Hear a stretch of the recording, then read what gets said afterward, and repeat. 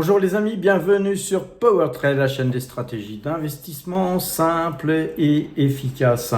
Alors aujourd'hui on a vendu Avino Silver Mines en partie, puisqu'il nous reste encore quelques titres. Les amis, allons voir tout de suite d'ailleurs les portefeuilles, les différents portefeuilles que nous gérons. Et on va commencer par le portefeuille PowerTrade. Alors, ce portefeuille PowerTrade, il gagne 3,62% depuis le début de l'année. Donc, on a perdu du terrain à cause de la baisse du pétrole. En tout cas, nous avons pris des bénéfices sur Avino Silver and Gold Mine, une mine que nous avions achetée il y a 3 mois. Et on fait 80% de bénéfices sur cette ligne que nous vendons un peu moins, très légèrement moins, 79,86% exactement. Mais on a pris nos bénéfices donc sur une partie de cette ligne et il nous reste cependant encore 1,03% d'allocation d'actifs par rapport à notre portefeuille sur Avino Silver and Gold Mines. Voilà, un portefeuille qui baisse, surtout à cause du pétrole. Donc, en tout cas, nous conservons bien sûr notre ligne.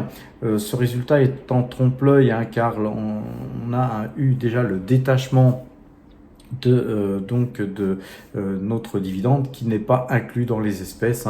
Dès qu'il sera touché, il sera inclus dans les espèces et évidemment, ça fera remonter le résultat, je pense, très légèrement au-dessus de 4%. On verra ça le mois prochain. Vous savez que je mets les dividendes tous les mois, dès que les dividendes tombent sur Morning. Moi, j'utilise Morning pour calculer combien de dividendes je vais recevoir dans le mois. Et puis voilà, je les mets dans les espèces tous les mois. Le portefeuille Value, lui, il gagne 21,24%. Il bouge pas, il se porte bien. Aussi, ce portefeuille, le portefeuille mine, lui, concernant Avino Silver and Gold Mines, on a conservé notre position sur le portefeuille mine. C'est pas qu'on ne croit plus en la valeur, les amis, c'est que vous savez comment je travaille. Quand il y a des bénéfices, il faut se faire violence, il faut extraire de la performance. Les arbres ne montent pas jusqu'au ciel. Par contre, quand il y a encore du potentiel, on peut conserver une partie de notre ligne sur cette valeur en question, sur lequel nous avons extrait de la performance sur Avino Silver Gold Mine sur le portefeuille PowerTrade. Le portefeuille croissance, quant à lui, le portefeuille croissance, il gagne 1,13%.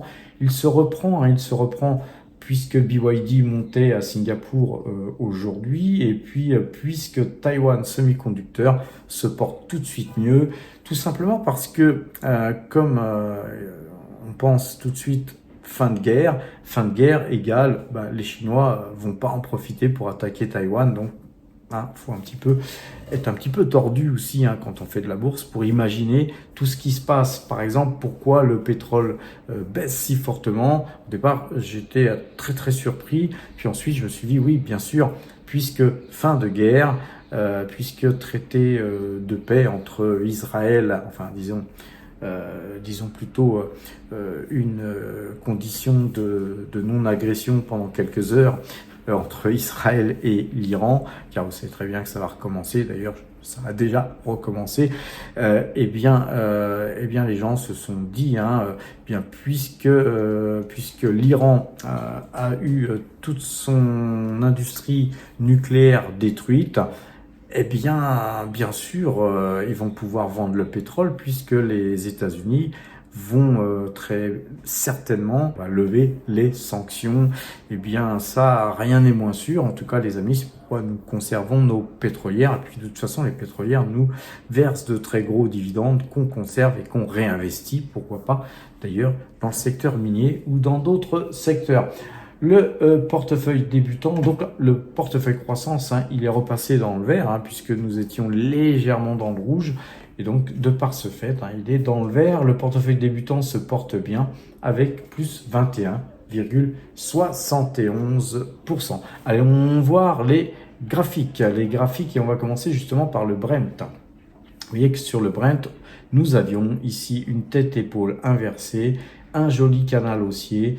Et puis là, vous voyez que cette bougie rouge, badaboum, quand je vous ai fait la vidéo hier soir, nous avions pas encore cassé ce canal, sinon je vous aurais conseillé, et bien évidemment, si vous aviez des bénéfices sur les pétrolières, de les prendre, ou si vous êtes en mode trading sur les pétrolières, de sortir de ce secteur, car là, eh bien, c'est pas beau, hein, puisqu'on a une bougie qui avale toutes ces bougies-là. On a eu un décrochage ici, croisement de moyenne 2 jours, 12 jours, donc à la vente. Et puis sur Ichimoku, comme vous pouvez le voir là, ici, et bien là, le Kumo est en phase d'être attaqué, donc il est bien possible que sur le Brent, nous allions voir plus bas, hein, c'est quasiment certain. Sur l'or, eh bien, même chose, on a un signal de vente, croisement de moyenne mobile, 2 jours, 12 jours.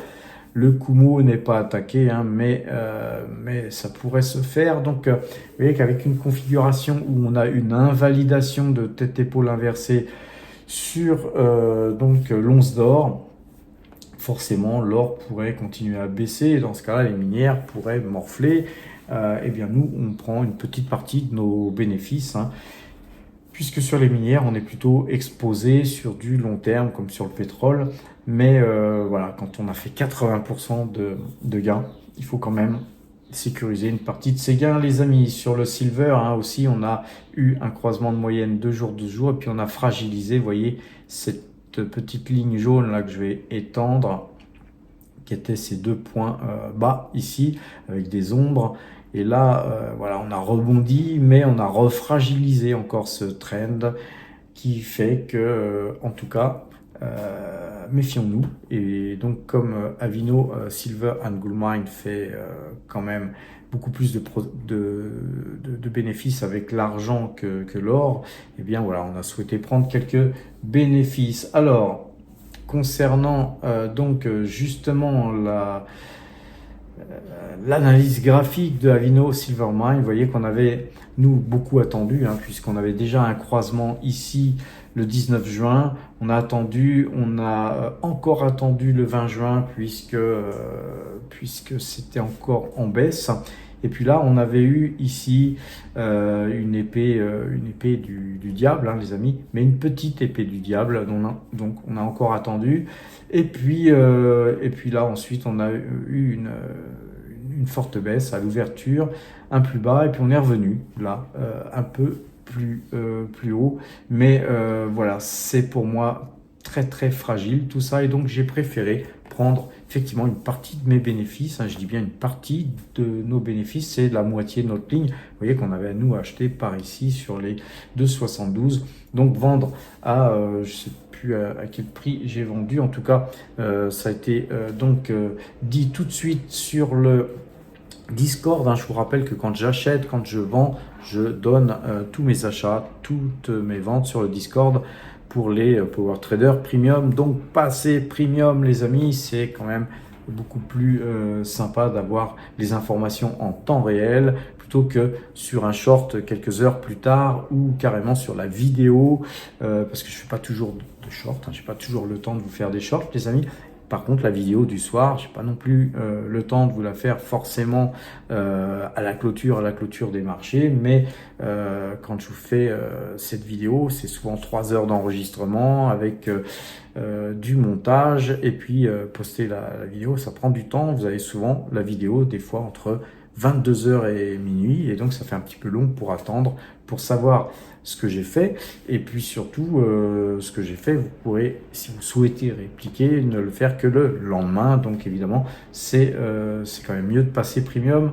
Encore une fois, hein, même quand vous serez Premium, nous ne donnons pas de conseils en investissement. Je vous dis tout simplement ce que je fais ce que je dis ce que je fais, et tout ça, vous pouvez voir ça en temps réel. Et en tout cas, on a l'habitude d'avoir quand même des résultats à PowerTrade. On a quand même des très bons résultats en général. Alors, preuve en est, c'est qu'on avait vendu Collective Mining sur ce croisement de moyenne mobile 2 jours, 12 jours ici, sur les 15-10 de mémoire, 15-10, 15-11, je ne me rappelle plus. Et puis vous voyez qu'on a bien fait de vendre l'entièreté de notre ligne Collective Mining. On avait rebondi sur ce canal haussier, vous voyez qu'il y a un canal haussier, on avait acheté ici, hein, rappelez-vous, à 6,92, on a revendu à 15,10. Il y avait eu une sortie de diamant, ici sortie diamant, on a fait l'objectif sur le haut, sur la pointe du diamant, puis ensuite ça s'est dégonflé, croisement de moyenne mobile 2 jours, 12 jours, nous on a soldé notre ligne. Maintenant on regarde les amis, on regarde car on pourrait revenir à bon compte sur un rebond de ce bas de canal haussier. Par contre, cette bougie là me plaît pas, on a re-attaqué, donc on va du coup, je vais tout simplement redéplacer ce canal, ça reste toujours un canal haussier. Si on recasse ce canal haussier encore, et puis je pense qu'on aura une belle bougie rouge, et bien nous, on sera content, puisque nous pourrons racheter Collective Mining beaucoup plus bas, puisque là nous c'était notre objectif. Mais si éventuellement on allait plus bas, on irait beaucoup plus bas, on irait certainement sur les 11,50 voire 12. Donc c'est toujours mieux d'acheter à 11,50 ou 12 que 13,50 ou 13,28 même aujourd'hui au moment où je vous parle. Sur Mineros, par contre, sur Mineros, nous on est toujours en position, c'est notre deuxième plus grosse ligne après Total Energy. Alors encore une fois, il faut bien comprendre mes stratégies. Je reste sur du très long terme, sur des valeurs comme Total Energy, sur Mineros. Par contre, s'il y a des excès, aussi bien sur Total Energy que sur Mineros, évidemment, je prendrai une partie de mes bénéfices comme je l'ai fait sur Avino aujourd'hui, comme on l'a fait sur Collective Mining il y a quelques temps. Quand on fait du 100% ou quand on a des gros gains, on prend les amis. Sur Mineros, là, il n'y a pas matière à prendre de gains puisqu'on a cassé ici, vous voyez, ce point haut ici. D'ailleurs, on est revenu dessus par 2 fois. Ça fait 2 journées de suite qu'on revient s'appuyer sur ce plus haut pour, j'espère, repartir puisque nous sommes encore en position. C'est un titre qui vous verse 7% de rendement, c'est des rendements trimestriels, c'est sympathique. En plus, on est sur l'or, comme quand on est sur le pétrole, c'est quelque chose qui n'est pas inépuisable, c'est quelque chose qui nous rapporte bien et donc nous, on aime bien ce rapport rendement-bénéfice. Par contre, encore une fois, sur des zones sur lesquelles il faut vendre, il ne faut pas oublier de vendre. Et puis pareil, il ne faut pas oublier de racheter quand il y a des fortes baisses sur ce genre de titre, bien sûr. On avait d'ailleurs aussi acheté Pan American Silver qui décroche avec moyenne 2 jours, 12 jours. Je vous avais bien dit que nous faisions une petite ligne, très petite ligne, parce que nous avions cassé ce plus haut. Sur des plus hauts, quand on les casse, pour moi, ce sont des signaux d'achat. Parfois, ça part et puis ça ne s'arrête pas. Puis parfois, il y a des pullbacks. Donc c'est pourquoi quand cassure du plus haut il y a, nous faisons des très petites lignes, des achats ciblés. On va dire que ce sont des frappes chirurgicales. On achète et on espère se tromper d'ailleurs, puisqu'on a investi très peu d'argent. Et puis donc là, maintenant, sur Pan American Silver, on voit que on a eu raison de ne pas bourrer, puisque signal de vente il y a. Bon, ceci dit, il y a une force acheteuse, puisqu'elle se reprend. En tout cas, nous, on est déjà sur le titre. Et puis, nous, ce qu'on espère, effectivement, c'est qu'il y ait des retracements, pourquoi pas sur du 26,35 ou 27. Là, nous sommes à 28,46. Si croisement il y avait à l'achat plus bas, eh bien, on consoliderait tout simplement notre ligne. Une valeur qui a beaucoup monté aujourd'hui, plus 5,58%, c'est SoftBank. SoftBank avec un super gap ici, vous voyez qu'il y a un gap assez important. Une valeur qui a beaucoup gapé, puisqu'il y a eu un gap ici, ce qui veut dire qu'il y a une île ici. Et globalement, une valeur qui se reprend bien avec une tête-épaule inversée, les amis.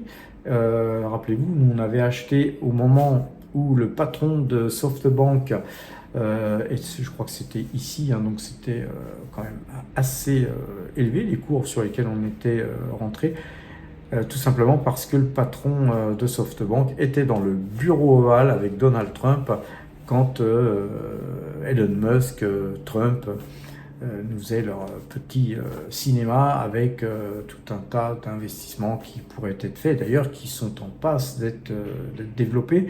Et donc on voit bien que SoftBank se reprend très fortement Et donc nous, évidemment, on est confiant sur la valeur.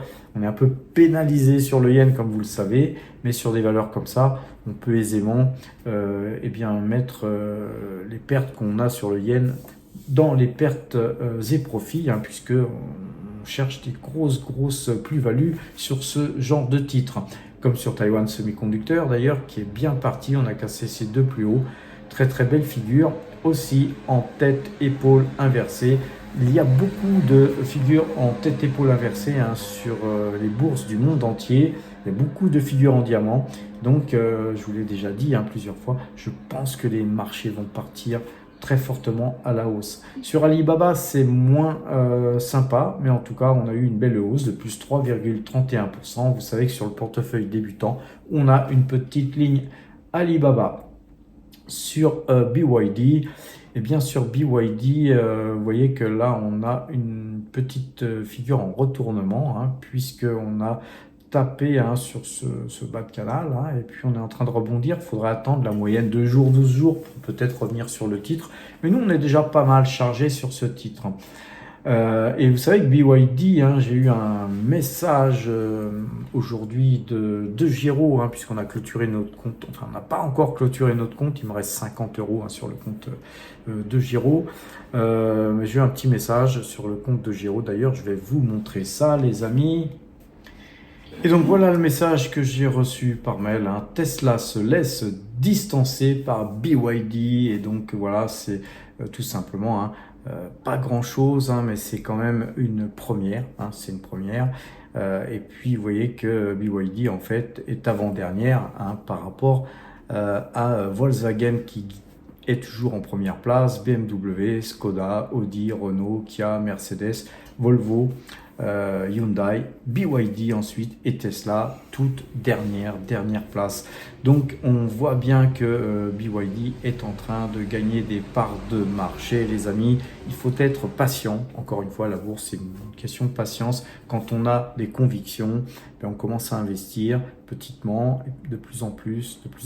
Et ensuite, quand le marché découvre que nous avions raison, et bien ensuite ça monte très fortement. Et là, il faut savoir prendre des bénéfices, il faut savoir alléger. En tout cas, quand on se trompe et qu'on se trompe lourdement, il faut aussi savoir couper des positions qui sont dangereuses pour son portefeuille.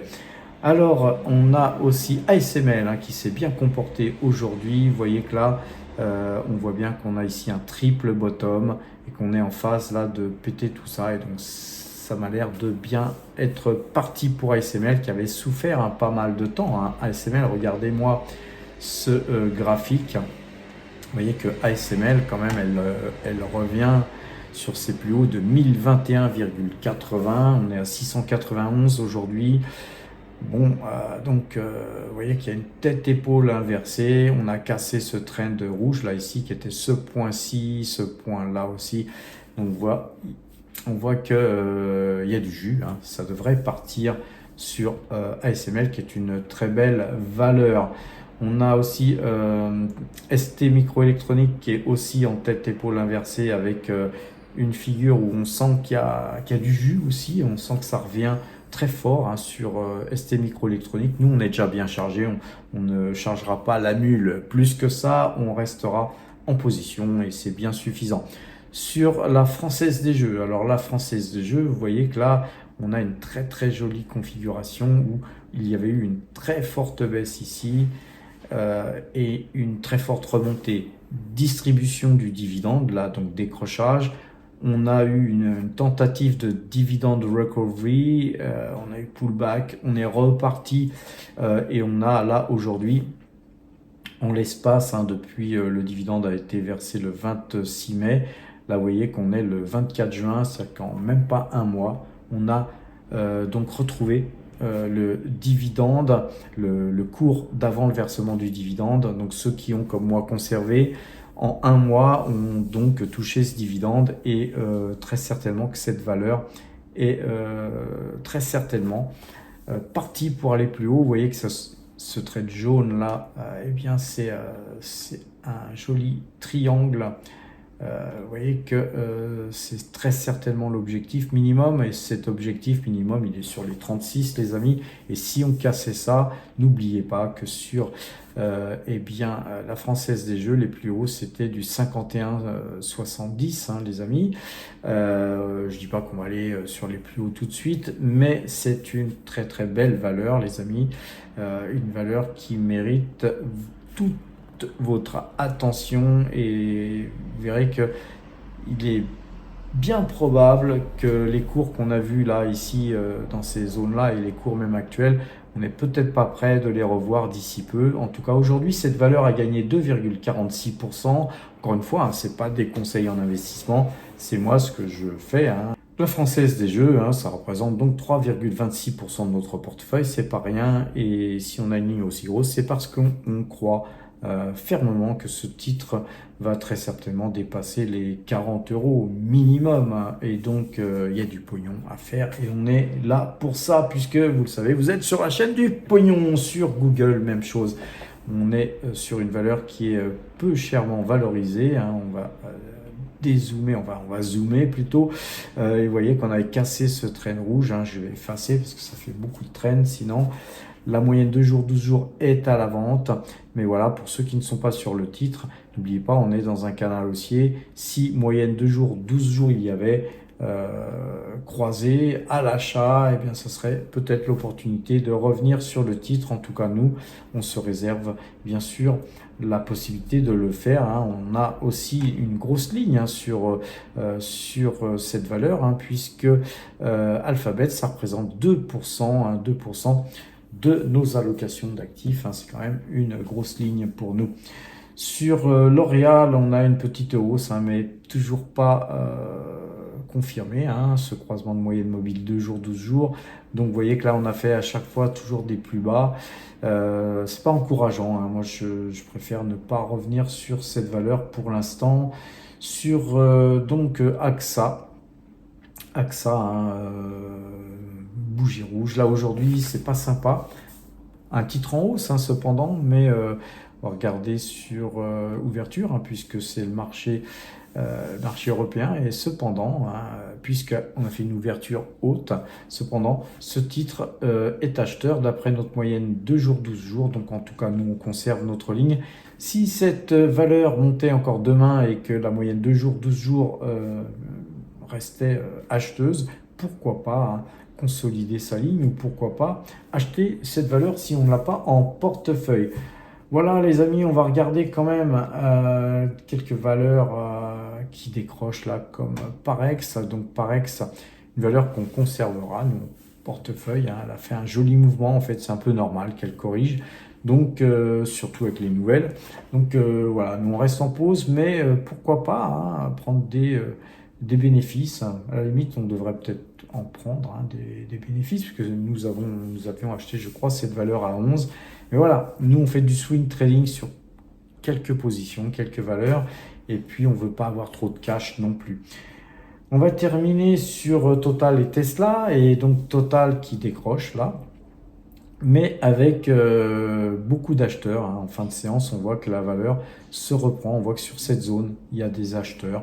Voilà, nous, de toute façon, on conserve, vous le savez, Total pour du long terme. Moi, je ne vendrai pas Total avant 68, 70 €. Et encore, je ne vendrai pas toute l'entièreté de ma ligne. Ça ne serait que sur ces zones-là, que des petites prises de profit ici ou là.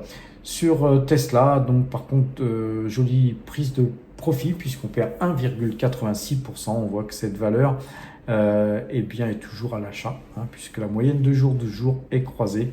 Attention les amis, je viens de vous montrer que les chiffres sur l'Europe ne sont pas bons pour Tesla. Donc évidemment, il y a les robots taxis, évidemment ceci, cela, mais les robots taxis, ce n'est qu'une phase test. C'est effectivement une phase cruciale et importante pour Tesla. Moi, je préfère d'attendre de voir avant de revenir sur cette valeur. Voilà les amis, sur ces bonnes paroles, je vous ai fait un joli topo sur les pétrolières qui se comportent mal, puisque le marché pense que l'Iran va pouvoir sortir de ces sanctions qui pèsent sur elle Moi, j'en suis pas certain. En tout cas, nous conservons toutes nos pétrolières. Les amis, n'oubliez pas de passer premium. Pour passer premium, allez sur, il y a des liens en description, mais vous pouvez aussi aller sur le site powertrade.fr qui vous donne beaucoup de choses. On écrit des articles sur powertrade.fr et puis il y a aussi une rubrique apprendre sur laquelle vous pourrez vous former en bourse gratuitement. Sur ces bonnes paroles, les amis, passez premium, portez-vous bien et à demain.